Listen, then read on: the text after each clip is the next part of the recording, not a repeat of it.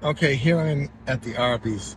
Now this is also operational QSR, but it's an Arby's, and as we all know, these are not top line franchisees compared to like a Burger King, McDonald's, Chick-fil-A. So these are a secondary franchise.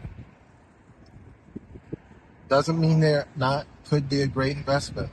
Some of them have a good numbers, but you really got to check on that because some franchise brands are fading, and a lot of people think Arby's is fading.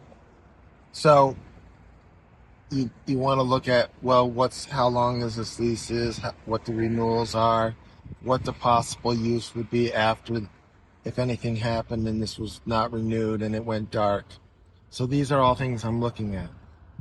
So this Arby's is right down the street from the Burger King and the Crystal and the unidentified QSR and the Sonic that we looked at today. So I looked at 5 sites and evaluated all of them. Not valued, evaluated. I am a certified commercial appraiser, 8 different states, but my job isn't to go and value these. My job is to do the on-site due diligence and underwriting to see if these are worthwhile investments. Now this property, like I said, the Burger King, if you can see the next video, or there'll be a link to it. The Burger King was like 2 million. This is like closer to 1.5 million. Same cap stated, like between 5.5 to 6. So we have the 2 lines of parking up against the building, and down this side of this lot we got the drive-through here, and this one obviously has more room than the Burger King did for the drive-through and the passing lane to the right of the line for the drive-through, but it's still tight corner, tight curve. And then here, when we get here's the fun part.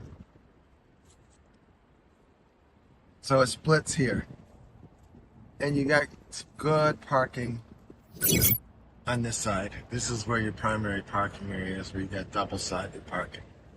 And the building's been maintained, so it doesn't look bad. Look at the traffic in front. It's all there. But the thing with this, you'd have to consider your risk tolerance towards a specific brand rather than a specific site, because this site does have appeal after the use of the Arby's is done, or the Arby's might do well here in the long term, but you always got to consider across the street is McDonald's. So that should tell you something.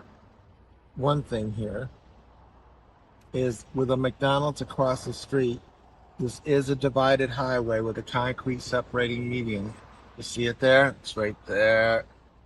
Yeah. So you can't like come out of this driveway of this Arby's and make a left. You got to take a right. So McDonald's is on the right-hand side heading east. The Crystals that we looked at, the vacant one, on the right-hand side heading east.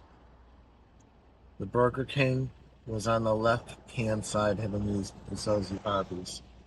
So, as far as site selection, McDonald's really does a good job. If they're on the right-hand side of the highway, you usually want to be on that right-hand side of the highway too. They know their traffic patterns, their traffic studies, their top of the business. So that's one thing you want to consider. Not saying that this can't get a draw, but it's late afternoon here and there's really not too much traffic in this place at this time.